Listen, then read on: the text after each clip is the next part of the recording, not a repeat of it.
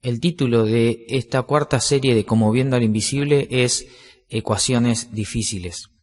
En el estudio anterior veíamos que Moisés, a partir de su identidad como israelita, fue que comenzó a tomar decisiones que involucraban un compromiso con aquella identidad. Nadie puede dar pasos de fe si no está comprometido con la identidad que esa fe requiere. Por eso hay personas que viven su vida como si fuera un culto hacia Dios. Esto Pablo lo refiere allí en Romanos 12:1. Mientras que hay otros que en el simple hecho de llamarse cristianos, solo por el contexto social difícil, ya sienten esta identidad como un peso. Y ahí está el punto. La cita de Hebreos capítulo 11, verso 25 que nos toca hoy, nos mostrará que una cosa es identificarse y otra cosa es actuar en consecuencia. Una cosa es llamarse cristiano y otra cosa es vivir por fe, porque en buena medida la identidad también requiere responsabilidad. Y la fe es un llamado a tomar decisiones a partir de la identidad que tenemos. Por eso, la referencia de hoy en Hebreos 11:25 nos dirá que Moisés escogió antes el ser maltratado con el pueblo de Dios que gozar de los deleites temporales del pecado.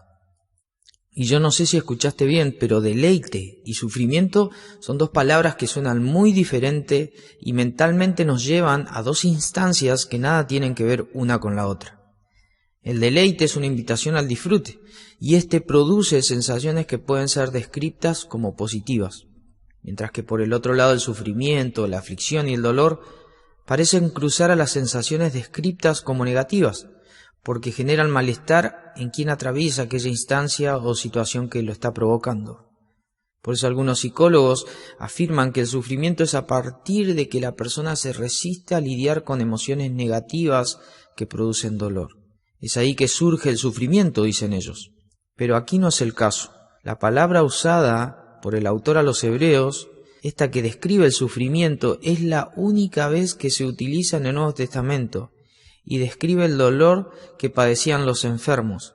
Y en este caso la usa para describir el sufrimiento que proviene del maltrato que duele, que enferma, que esclaviza la mente y ata a la persona a aquella instancia.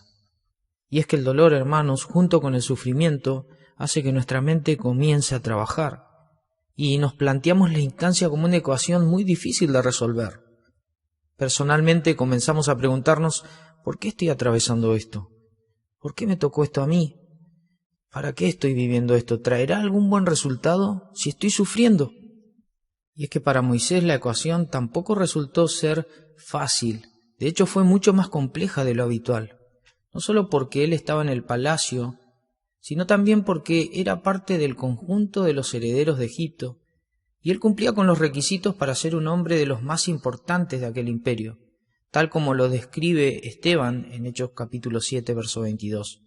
Egipto tenía todas las formas para satisfacer aquello que el autor a los hebreos refiere como los deleites temporales del pecado, los placeres momentáneos que el pecado ofrece.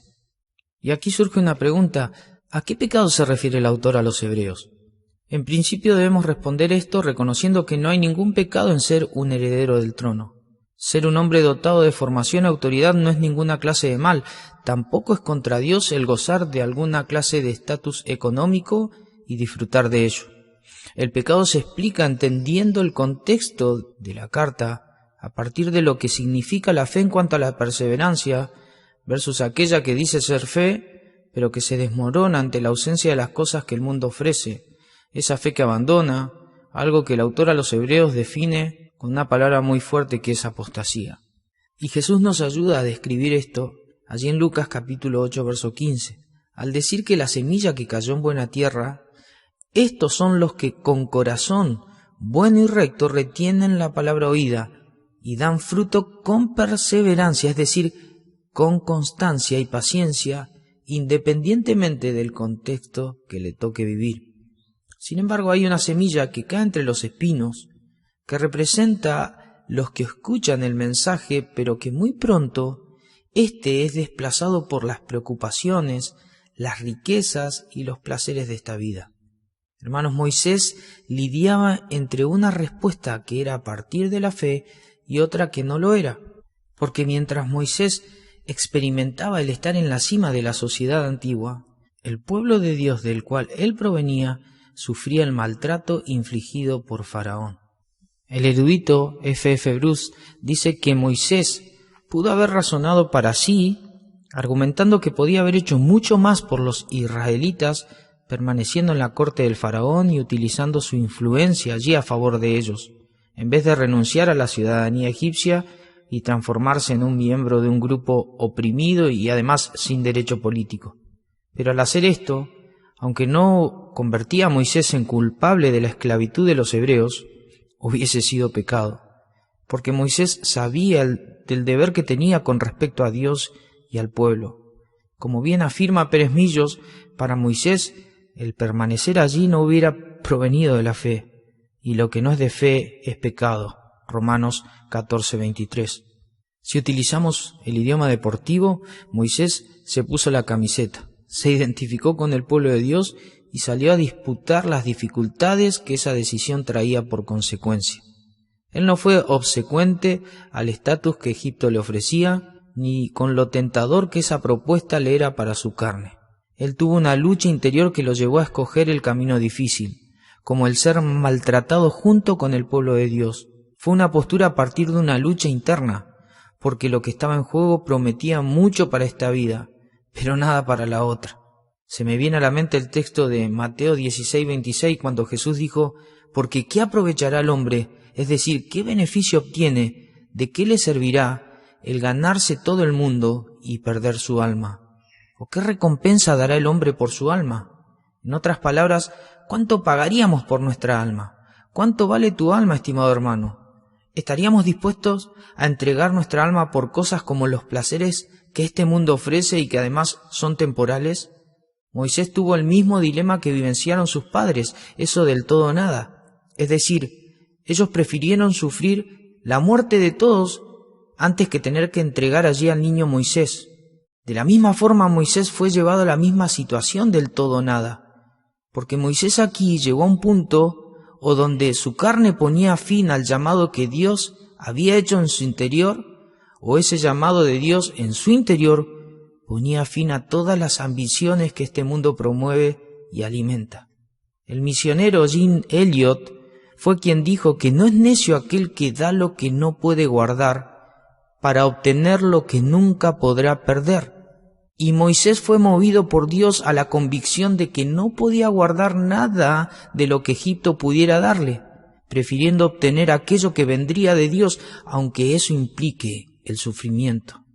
Y es muy interesante que el autor a los hebreos solo plantee la cuestión temporaria en relación a los deleites que alimentan la carne, cuando esto de temporal también aplica a los sufrimientos que Moisés estuvo dispuesto a padecer a partir del llamado que recibió de Dios.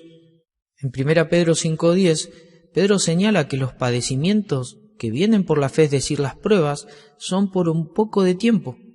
Entonces, ¿por qué el autor a los hebreos no menciona que los padecimientos son temporales? Quizás por dos razones. En principio, por lo que sugiere una decisión de fe. Moisés no requería fe para identificarse con el mundo egipcio. Sin embargo, en fe decidió que su vida se involucre con las vivencias de su propio pueblo. Con mucho de su dolor y mucho de su sufrimiento, Moisés experimentó todo esto a lo largo de su vida. Y creo también que no lo menciona a raíz de que el autor a los hebreos coloca un vocablo para mencionar lo temporal, que es la contracara de lo eterno.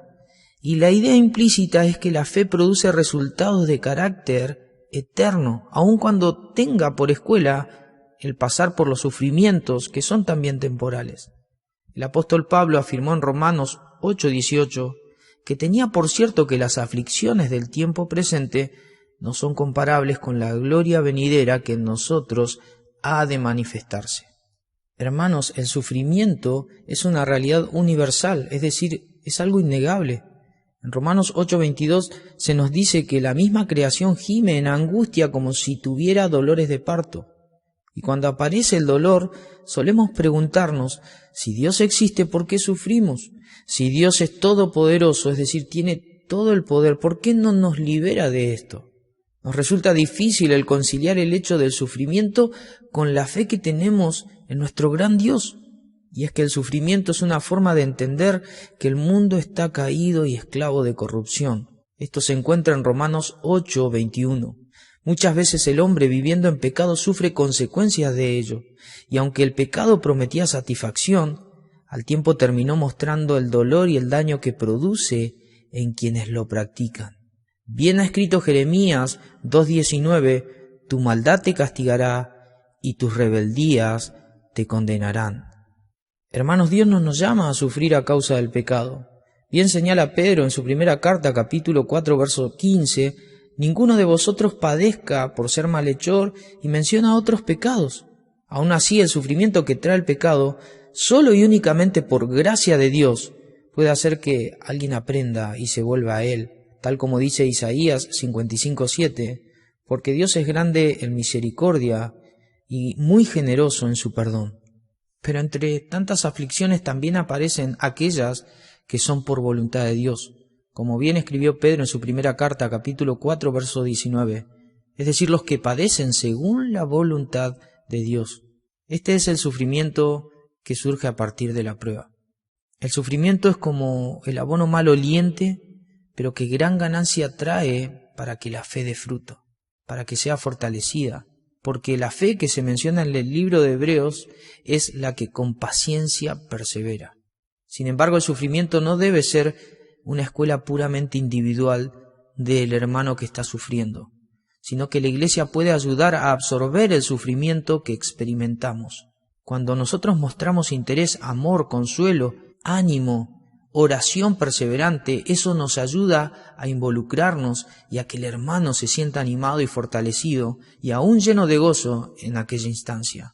Moisés no identificó su sufrimiento solo por su experiencia personal, sino que con él también estaban los padecimientos del pueblo de Israel, sus propios hermanos.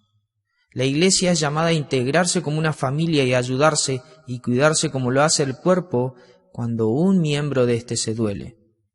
Finalmente, el sufrimiento, aunque no deja de ser lo que es, Pablo en Romanos 8:17 nos dirá que es una señal de la gloria futura que tendremos con nuestro Señor. Y es notorio, pero cuando Cristo corrió su carrera, puso sus ojos en el gozo que tenía por delante. Isaías describe ese gozo como la satisfacción de ver aquello que logró, aun cuando eso le haya provocado la tremenda aflicción que tuvo en su alma. Lo que está por delante es aquello que definimos como esperanza, y es la gloria que el creyente espera, gloria que el cristiano logra vislumbrar aquí, cuando reconoce que Dios está con él en medio de esa instancia. Porque aunque el cristiano ande en valle de sombra y de muerte, el Señor estará con él, como el buen pastor que guía, protege y conforta a los que son suyos. Hay una canción que les voy a dejar que dice: por ceniza te dará esplendor, gozo por llanto, paz por temor. Que Dios te bendiga, querido hermano, y seas animado con este mensaje.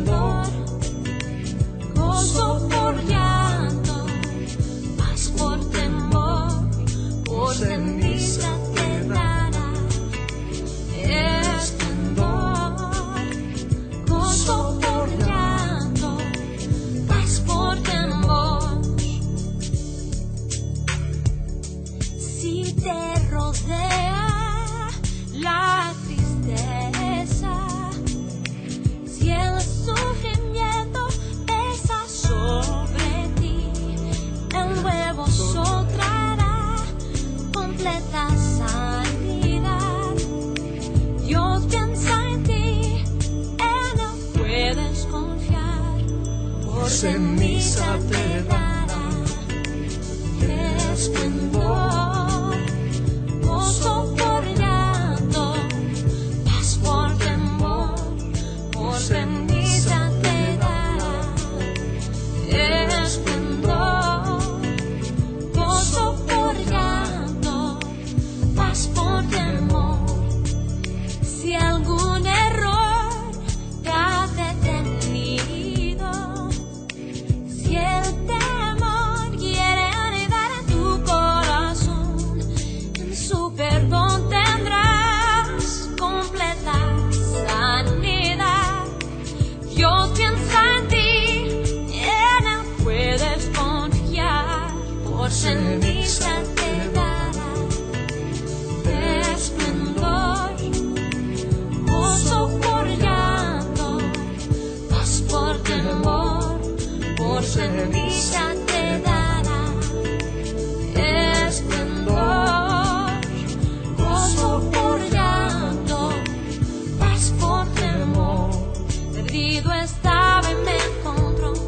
de mis cadenas me libró, con su justicia me vistió, al mundo una muestra de su amor, perdido estaba y me encontró, de mis cadenas me libró, con su justicia me vistió, al mundo una muestra de su amor.